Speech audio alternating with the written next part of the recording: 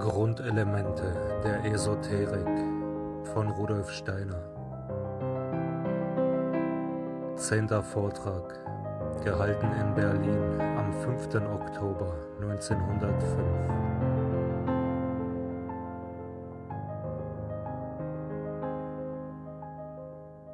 Wenn man den Menschen in seiner ganzen Wesenheit nimmt, sieht man zunächst den physischen Körper, dann den Äther und den Astralkörper. Den physischen Körper des Menschen kann jeder sehen. Der Ätherkörper wird sichtbar, wenn man sich den physischen Körper durch einen scharfen Willensakt absuggeriert. Dann bleibt der Raum des physischen Körpers ausgefüllt mit dem Ätherkörper. Den Ätherkörper betrachtet der Okkultist eigentlich als den untersten Körper. Es ist der Körper, nach dem der physische Mensch gebildet ist. Nach der absteigenden Linie ist der Ätherkörper dem physischen Körper entgegengesetzt gebildet. Nur nach der aufsteigenden Linie sind sich beide gleich. Das Weib hat einen männlichen Ätherkörper und der Mann einen weiblichen Ätherkörper.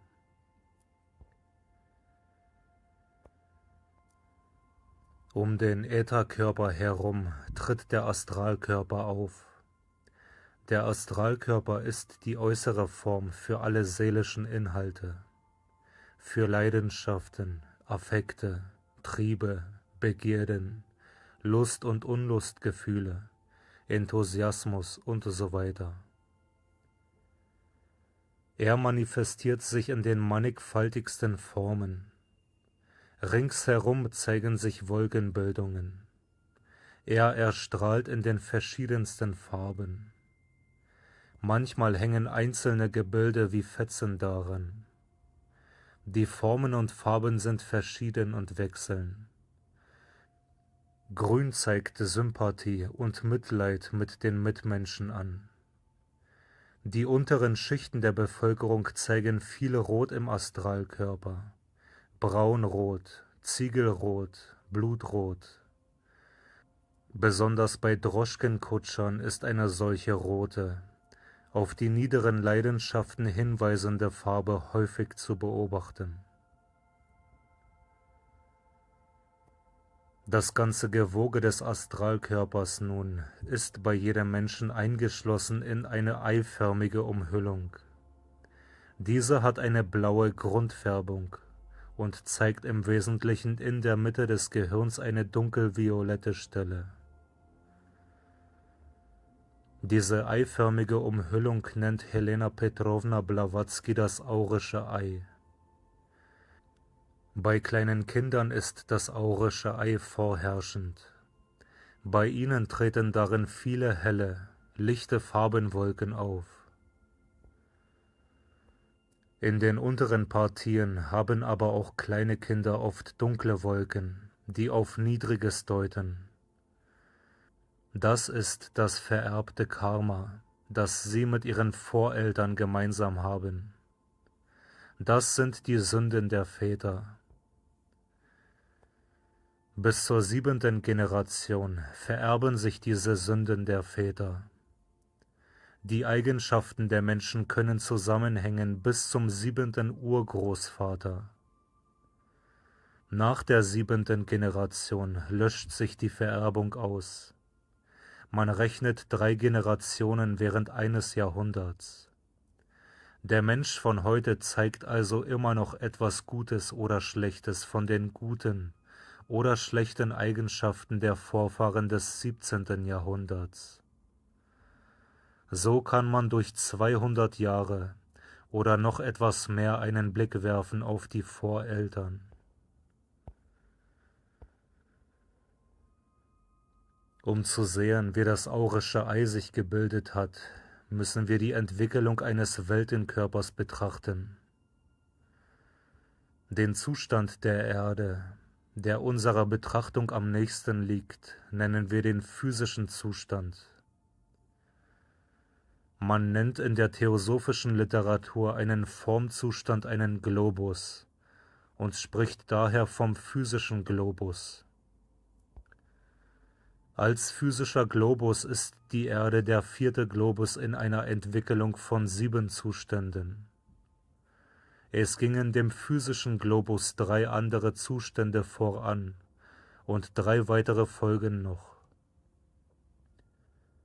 Bevor die Erde physisch wurde, war sie astral. Alles, was auf der Erde lebte, war damals nur astral vorhanden. Wenn der Mensch durch die 6. und 7. Wurzelrasse in Klammern Hauptzeitalter gegangen sein wird, wird er so vergeistigt sein, dass er wieder eine astrale Form haben wird. In diesem zukünftigen astralen Formzustand wird aber alle Frucht der Entwicklung enthalten sein.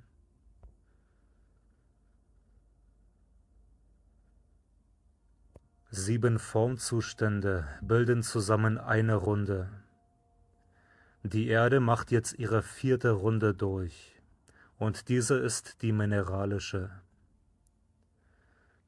Die Aufgabe des Menschen ist es, während dieser Zeit das Mineralreich zu verarbeiten.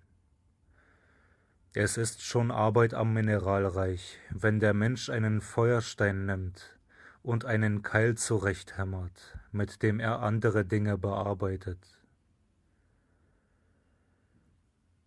Wenn er Felsen abträgt und aus Steinen Pyramiden baut, wenn er aus Metallen Werkzeuge macht, wenn er den elektrischen Strom in einem Netz über die Erde führt, bearbeitet der Mensch das Mineralreich. So verwendet der Mensch das ganze Mineralreich in seinem Dienst. Er macht die Erde vollständig zu einem Kunstwerk. Wenn der Maler Farben nach seinem Manas kombiniert, bearbeitet er auch das Mineralreich. Wir sind jetzt in der Mitte dieser Tätigkeit und in den nächsten Rassen, in Klammern Hauptzeitaltern, wird es ganz umgearbeitet werden, so dass zuletzt kein Atom mehr auf der Erde sein wird, das nicht vom Menschen bearbeitet worden ist.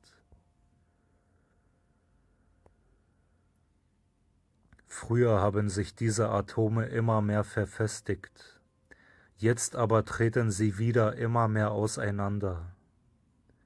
Die Radioaktivität hat es früher gar nicht gegeben, daher konnte man sie früher gar nicht entdecken. Die gibt es erst seit einigen Jahrtausenden, weil jetzt die Atome sich immer mehr zersplittern.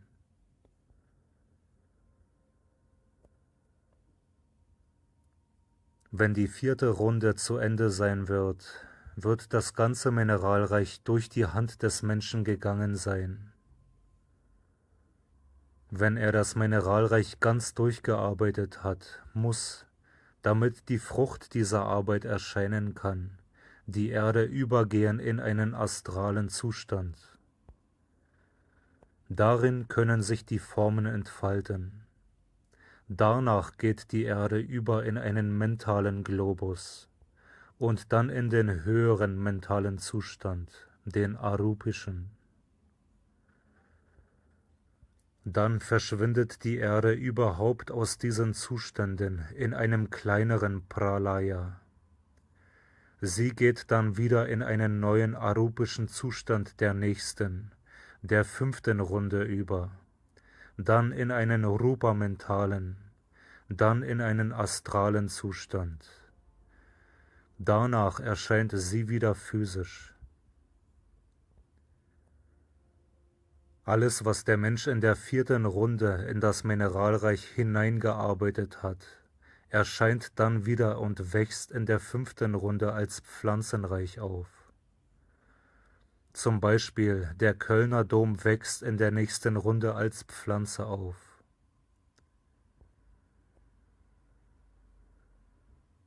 Zwischen den letzten arupischen Zustande der 4. Runde und dem ersten arupischen Zustande der 5. Runde geht die Erde durch einen Pralaya hindurch. In der 5. Runde erscheint dann das frühere Mineralreich in all seinen Formen als Pflanzenreich. In dem arupischen Zustand der 5. Runde ist alles enthalten, was der Mensch verarbeitet hat in der mineralischen Runde. Das erscheint wieder zunächst im arupischen Zustande, im reinen Akasha. Man nennt diesen Zustand eben Akasha.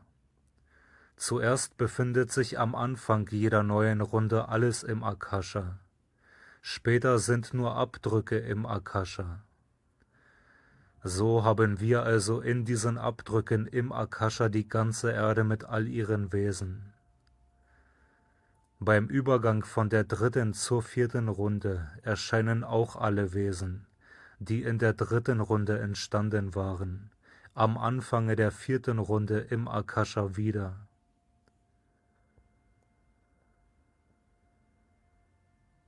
Bei der weiteren Entwicklung aus dem Akasha muss sich das Ganze verdichten. Es muss eine dichtere Form annehmen. Das geschieht im Rupa-Zustand der Erde. Diese mehr materielle Form nennt man im Okkultismus, zum Beispiel auch an einigen Stellen bei Helena Petrovna Blavatsky, den Äther. In dieser Äthererde ist alles nur in Gedanken enthalten. Alle Wesen waren in Gedanken enthalten in dieser Äthererde. Aber dahinter bleibt doch das Akasha als eine Grundlage bestehen. Der Äther verdichtet sich wieder weiter zum Astrallicht. Im Astrallicht strahlt der 3. Globus, in Klammern Formzustand, die Astralerde auf. Sie strahlt ganz im reinsten Astrallicht. Und zwar ist dieses Astrallicht ganz von demselben Stoff, in dem später das aurische Ei des Menschen erstrahlt. Namentlich findet es sich in dieser Weise bei ganz jungen Kindern, die erst wenige Monate alt sind. Darauf geht die Erde über in ihren jetzigen, den physischen Zustand. Dann wird sie die eigentliche Erde und wird dabei immer physischer und physischer. In demselben Maße aber, in dem sie immer physischer und physischer wird, gliedert sie die einzelnen aurischen Eier für die Menschheit ab. Die gliedern sich so ab, als wenn in einem gefüllten Wasserglas das Wasser einerseits zu Eis gefriert und andererseits in Tropfen verperlt. So gliedert sich auf der einen Seite die physische Erde ab, und auf der anderen Seite verperlen die aurischen Eier für die Menschenentwicklung.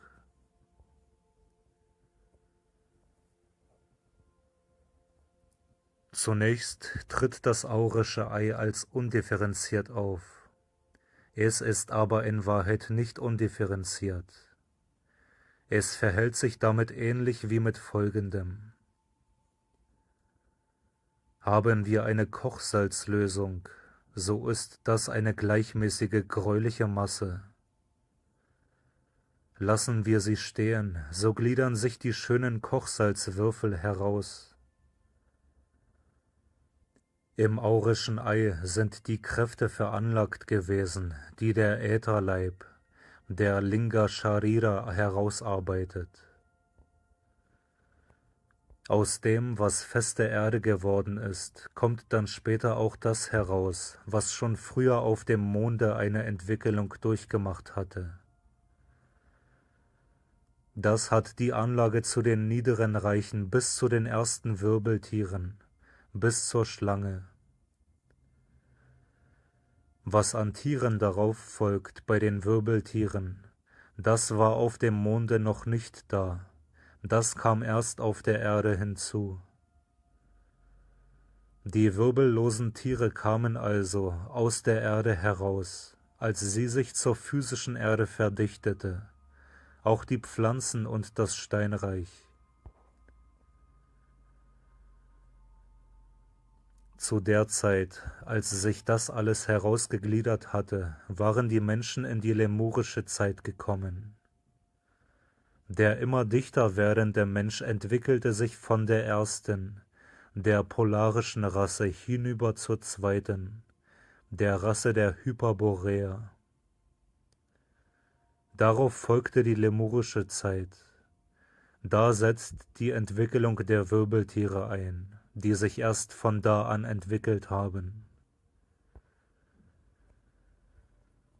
So unterscheiden wir erstens Akasha, zweitens Äther, drittens Astrallicht, viertens Erde, fünftens aurisches Ei.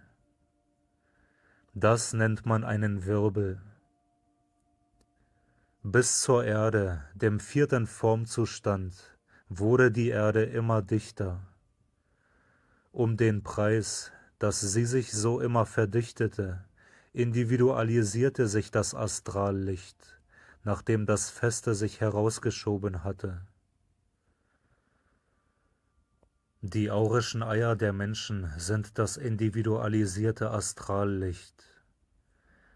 Daher kann man in dem Astrallicht lesen, nicht die Handlungen, aber die Emotionen, die damit verbunden sind, kann man in dem Astrallicht lesen. Zum Beispiel hat Cäsar den Gedanken gefasst, über den Rubikon zu gehen, was sich bei ihm verknüpfte mit bestimmten Gefühlen und Leidenschaften. Die damalige Handlung entspricht einer Summe von astralischen Impulsen. Die physischen Handlungen auf dem physischen Plane sind alle ewig vergangen. Das Ausschreiten des Cäsars kann man im Astrallicht nicht mehr sehen, aber der Impuls, der ihn dazu trieb, ist in dem Astrallicht geblieben. Die karmischen, in Klammern astralen Korrelate von dem, was auf dem physischen Plane vorgeht, bleiben im Astrallicht. Man muss sich daran gewöhnen, von allen physischen Wahrnehmungen abzusehen und nur die karmischen Impulse zu sehen. Diese muss man festhalten und bewusst ins Physische zurückübersetzen. Es hat keinen Sinn, nach etwas zu suchen, was so aussehen würde, wie wenn man die Sachen fotografiert hätte. Die größten Impulse der Weltgeschichte kann man aber im Astrallicht nicht mehr lesen, denn die Impulse der großen Eingeweihten waren leidenschaftslos. Wer daher nur im Astrallichte liest, für den ist das ganze Werk der Initiierten nicht da.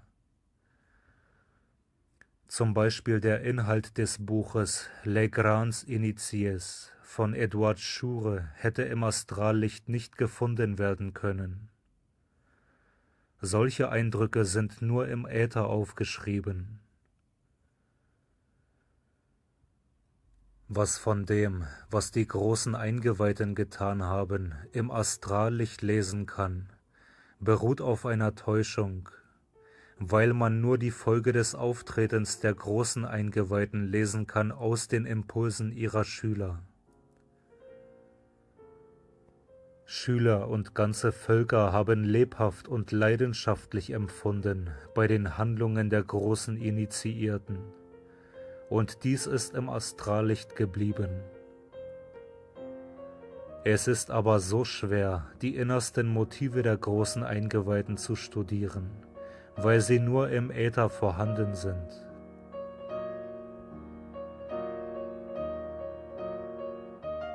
Die kosmischen Ereignisse, solche Umwandlungen wie die von Atlantis, stehen nun noch höher, nicht mehr im Äther, sondern im eigentlichen Akasha.